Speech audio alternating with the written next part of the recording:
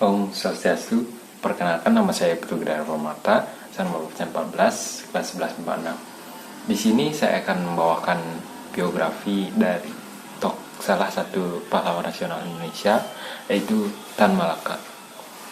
Baiklah, mari kita mulai ke pembahasannya. Lahir dengan nama Sultan Ibrahim pada tanggal 2 Juni 1897 di Nagari Pandam Gadang, Suliki, Sumatera Barat. Ia dibesarkan di lingkungan keluarga Islamis. Ayahnya H.M. Rasyad bekerja sebagai pegawai pertanian, sedangkan ibunya Rangkayo Sinah merupakan orang yang disegani di desanya, karena beliau berasal dari keluarga terpandang. Saat berusia 16 tahun, ia diminta untuk menerima 2 tawaran dari keluarganya, yaitu diberi gelar Datuk Tan Malaka dan dijodohkan dengan gadis yang dipilihkan oleh keluarganya. Namun, dia hanya menerima salah satu dari 2 pilihan tersebut. Akhirnya, keluarganya memilih memberinya gelar Datuk Tan Malaka daripada menjodohkannya dengan gadis yang telah dipilihkan. Sejak saat itu, Ibrahim dikenal dengan nama Tan Malaka. Selepas ia menyelesaikan pendidikannya di Quick School alias Sekolah Guru Negara di Bukit Tinggi, ia melanjutkan pendidikannya ke Ritz Quick School di Haarlem, Belanda. Disitulah ia berkenalan dengan pemikiran-pemikiran komunisme dan sosialisme lewat karya Marx, Engels, dan Lenin. Beberapa waktu kemudian, dia bertemu dengan Henk Snifflit, salah seorang pendiri Indische Democratische Vereniging atau ISDV, sebuah organisasi yang menjadi cikal bakal Partai Komunis Indonesia.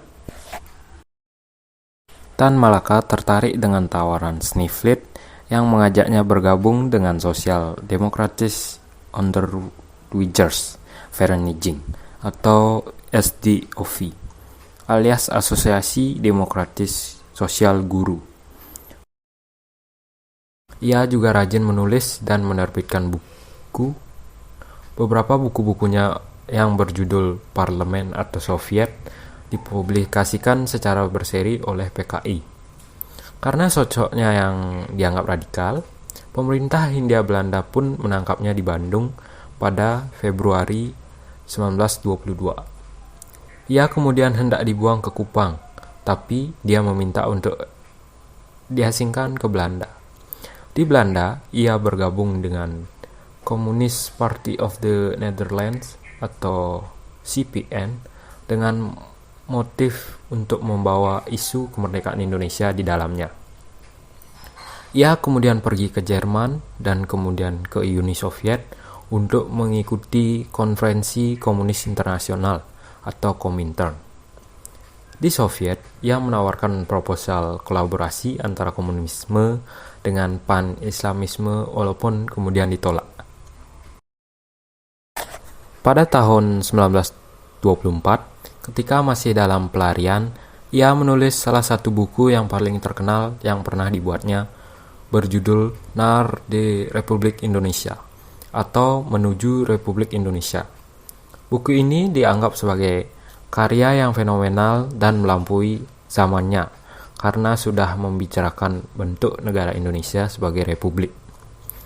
Buku ini disebut-sebut sebagai sumber inspirasi Soekarno-Hatta dalam merumuskan seperti apa Indonesia di kemudian hari. Selanjutnya, pada tahun 1942, Tan Malaka tiba kembali di Jakarta dan menulis buku Madilog, alias Materialisme, Dialektika, dan Logika. Ia juga mulai menghitung-hitung peluang Indonesia untuk mencapai kemerdekaan. Indonesia akhirnya memproklamasikan kemerdekaan pada tanggal 17 Agustus 1945. Hal yang sudah diprediksi sebelumnya oleh Tan Malaka. Namun, diplomasi Indonesia terhadap Belanda dinilai masih terlalu lemah pasca proklamasi kemerdekaan tersebut. Ia kemudian mendirikan Persatuan Perjuangan yang beranggotakan 140-an organisasi politik, laskar, dan partai politik termasuk juga Masyumi dan PNI yang tidak puas dengan lambannya diplomasi Perdana Menteri Sultan Syahrir.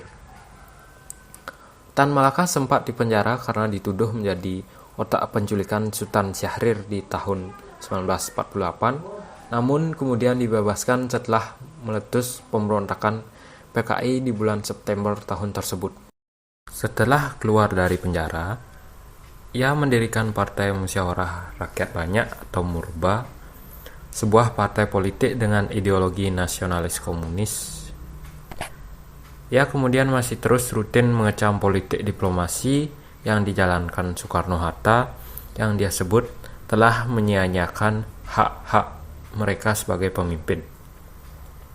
Akibatnya, propaganda Tan Malaka yang anti politik Soekarno-Hatta dianggap sebagai ancaman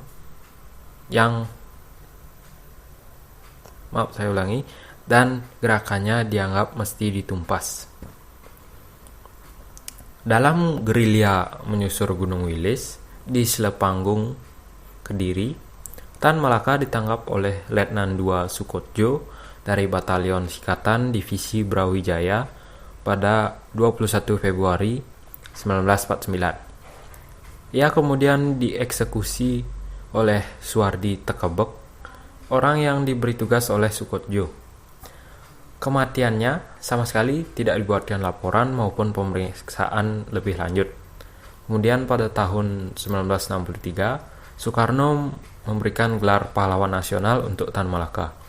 Walaupun demikian, makamnya baru dipindahkan secara simbolik ke Sumatera Barat pada tahun 2017. Alasan saya memilih tokoh ini adalah karena Tan Malaka merupakan salah satu orang yang paling berjasa bagi negara Indonesia. Tetapi jasanya tersebut kurang diapresiasi. Beliau dianggap sebagai sebuah ancaman yang harus segera dihapuskan oleh Soekarno. Selain itu, walaupun ia akhirnya diberi penghargaan pahlawan nasional pada tahun 1963, ada banyak pihak yang tidak menyetujui hal tersebut karena ia dianggap sebagai seorang komunis, padahal kaum komunis sendiri menganggap ia seorang pengkhianat. Saya merasa kagum akan perjuangan beliau yang hidup 20 tahun dalam pelarian demi memperjuangkan kemerdekaan Indonesia. Sekian dari saya akhiri dengan Pramu Santi. Om Santi Santi Santi Om.